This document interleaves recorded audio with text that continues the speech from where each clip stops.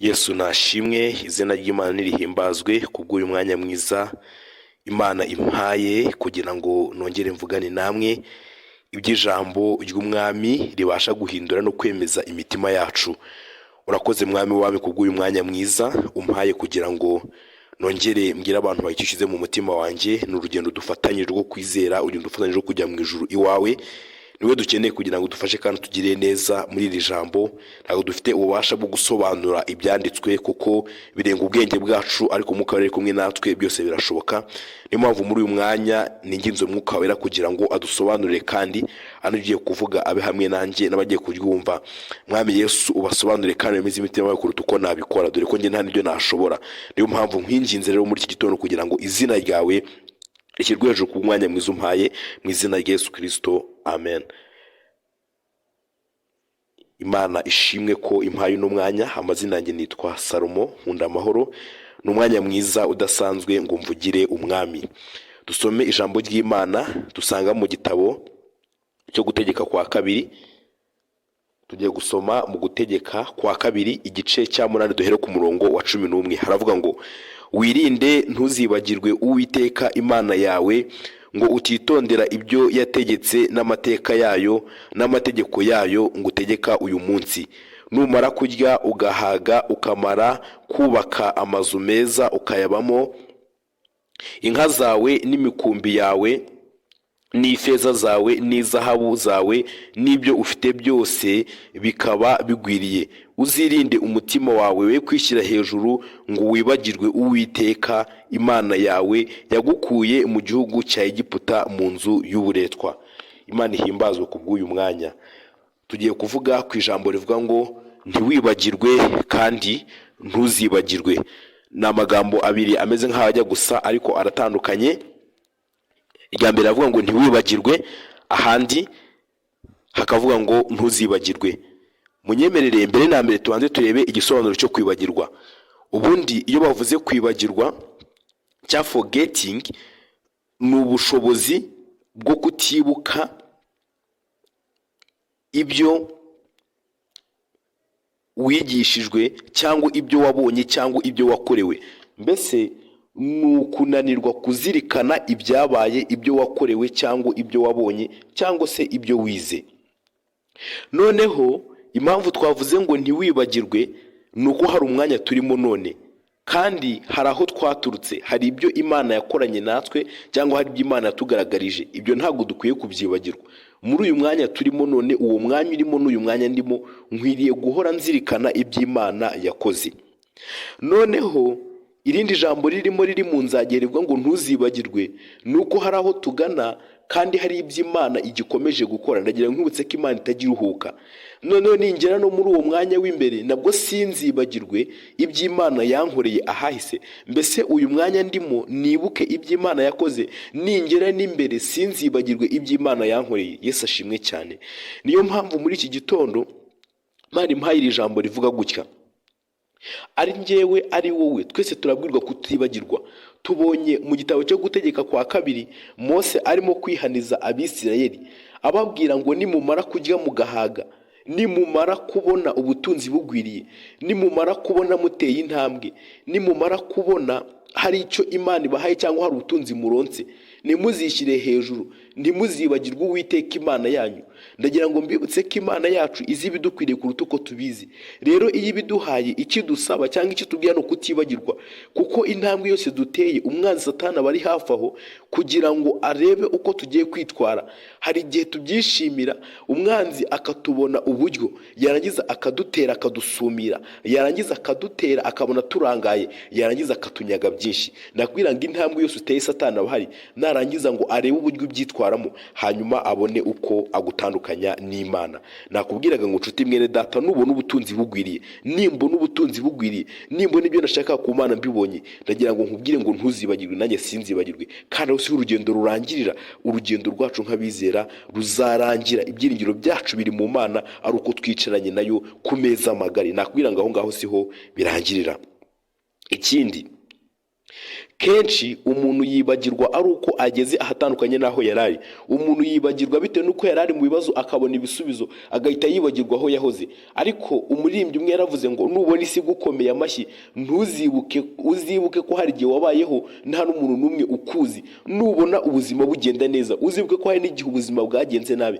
Kandi nubona ugwijije ubutunzi uhindura isengesho ryawe ryerekezo n'abandi bari mu mihana y'abandagaye, n'abandi bababaye, n'abandi bacitse intege. Nugera ahatandukanye naho wari uri bizakubera ikimenyetso cyo guca bugufi, kubera ikimenyetso cyo kwishyira hejuru. Imana irabizi ko muri kamere yacu habamo kwibagirwa.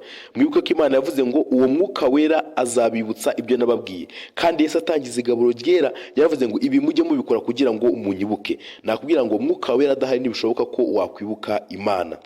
Iyo wibagiwe ukora icyaha, utakaza Imana kugira ngo Satani akubashe abanza kukwibagiza identite, cyangwa akakwibagiza ijambo ry'Imana, cyangwa akakwibagiza uwo uriwe. Akwibagiza ibintu bibiri: akwibagiza identite yawe cyangwa uwo uriwe, akongera akakwibagiza ijambo ry'Imana. Nakubwiraga ngo iyo umuntu yibagiwe akora icyaha. Niwibagirwaho Imana yagukuye uzahita witekereza nk'umuntu uri aho ngaho ubonetse wose udasenga cyangwa utazi Imana, nurangiza ukore icyaha. Imana itugirire neza cyane. Uhore wibuka uwo uriwe, mpore nibuka uwo ndiwe, mpore nibuka ijambo ry'Imana kugira ngo Satani atambasha.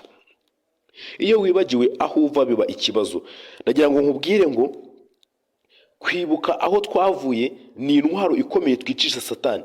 Ndagira ngo mwibutse ko Dawidi atishe Goliyati kubw'intwaro yari afite nyinshi, oya, ahubwo amagambo yatuye n'akanwa k'uburyo Imana yabanye nawe. Yabanje kwica Goliyati mu mutima no mu bitekerezo. Yumvisha ubukomere bw'umwana muto, aravuga ngo none ntago aya magambo yavuze, ariko ntekereza ko ariko yatekereje. Akavuga ngo none uyu mwana muto yumuhagaze imbere wishe intare, wishe n'idubu, none ndamuhera hehe? Abanza kugira ubwoba. Nagira ngo mbwire ngo ubuhamya bwacu nibwo twicisha Satani. Ndagisubiramo, ubuhamya bwacu nibwo twicisha Satani. Kandi ndimo kubwira ngo iyo wibagiwe aho uva naho ujya ntago uhamenya, kuko aho uva niho hadefiniza, niho hari igisobanura aho urimo kujya. Kandi ubuhamya bwawe bifite agaciro. Ubuhamya bwawe bwisha Satani. Ubuhamya bwawe ubugendane nk'intwaro ikomeye. Ikindi, kwibuka ni isoko y'imbaraga, kandi kwibuka ni isoko y'amashimwe. Kwibuka ni isoko yo gukorera Imana kurushaho. Iyo umuntu yibutse ahahise, ariko ntabwo dukwiriye kuba imbata y'ahahise, tugomba gukuramo isomo ubuzima bugakomeza. Ariko iyo nibutse ahahise ngira imbaraga z'ahazaza. Ndagira ngo mwibutse ko udashobora kubona Imana cyangwa udashobora kuyikorera utekereza ahazaza, kuko nta kimenyetso ufite kigaragaza ko ibyo ngibyo koko bizabaho, usibye kuba ibyizeye gusa. Ariko ahahise niho hadefiniza Imana mu buzima bwacu, niho hahereza igisobanura Imana imbaraga zayo. Hanyuma tukavuga ngo Mana n'ibiri imbere nabyo uzabishobora. Nkuko Dawidi yavuze ngo Imana yabanye nanjye mu ishyamba, ikangiza amaboko, ikangiza inzara z'intare n'idubu, ntabwo iri bure kubana nanjye no mu maso y'Umufilisitiya. Nakubwira ngo ntiwibagirwe kandi ntuzibagirwe, ariko nanjye ntakwiriye kwibagirwa, ahubwo nkwiye kuguma mu rugo rwa Data mushimira ubudasiba. Ubuhamya buturuka hahise ntibuturuka ahazaza. Ubuhamya buturuka hahise ntibuturuka ahazaza. Niwibagirwa ibihe wanyuranyemo n'Imana uzagwa.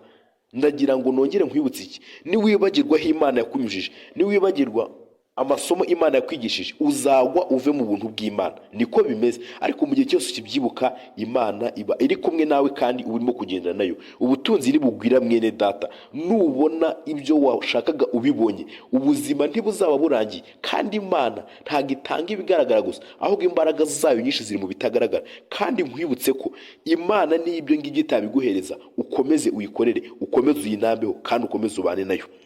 Kwibuka iteka bitera gushima. Kwibagirwa biteye kugaya no kwiganyira. Kwibuka ibyo Imana yakoze mu buzima bwawe bitera gushima, ariko kwibagirwa bitera kugaya Imana no kwiganyira. Ukumva Imana itabaho, ukumva Imana ntacyo yakoze. Ariko Imana yarakoze uhereye utaravuka, n'ubira cyakora, kandi imirimo yayo irakomeje. Kandi uhore ushima. Niyo wabona situation irimo, niyo wabona ibihe urimo bikomeye, ariko uvuge ngo Mana ndagushimiye kuri kumwe nanjye, kandi ndagushimiye kutajya undeka. Ndagira ngo nkubwire ngo gushima kwacu nyakuri kugaragara mu gihe ibyo dushaka ku Mana tutarimo kubibona. Nakubwira ngo gushima kwacu nyakuri, ikigero cyacu cyo kuramya kigaragara iyo Imana itarimo twumva itari hafi yacu, twumva tutarimo kubyumva iby'ijambo ry'Imana, twumva bitaturyoheye, niko kuramya kwacu kugaragara. Nakubwiraga ngo uramya Imana byaba byakunze cyangwa bitakunze, cyane ko bihora bikunda. Nakubwira ngo situation irimo ishobora Satani ashobora kuyikoresha aguhuma amaso akakwereka ko Imana yakuretse, ariko nagira nkubwire ngo Imana ikuretse ntabwo ushobora kubaho, kandi mu byo yasezerije ntabwo igireka abantu bayo. Urakoze Mana kutuganirira iki gitondo, tuganirije ko tudakwiye kwibagirwa bitewe n'ibyo twabonye mu rugendo kandi bitoya. Umugaragu wamwe yaravuze ngo ubutunzi dufite ni nkabumbu yo ku gati, ndetse n'ibintu bishira, ariko ibyo tubikiye ntabwo bishira. Paulo yaravuze ngo menye neza ko imibabaro y'iki gihe idakwiye kugereranywa n'ubwiza tuzahishurwa hanyuma. Ibyo dufite bigaragara n'iby'igihe gito, ndetse iboneshwa amaso by'igihe gito, ariko ibyo tubikiye n'iby'iteka ryose. Urakoze muri iki gitondo, urakoze ku mwanya mwiza umpaye. Reka ijambo rishimagirwe imitima yacu kandi rishora imizi, umwuka wera ritsindagiye kandi twigishe kurutaho. Hari ibyo tubona buri munsi bishaka kutwibagiza, ariko bari natwe kandi dushyigikire muri byose mu izina rya Yesu Kristo, amen. Urakoze Yesu, cyoro cyawe nikikugarukire. Imana ibahe umugisha.